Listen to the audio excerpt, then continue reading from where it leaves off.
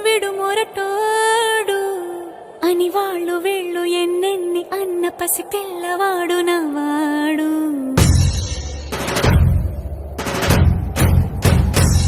విడుముండోడు అని ఊరు వాడ అనుకున్న గాని మహారాజు నాకు నవ్వాడు.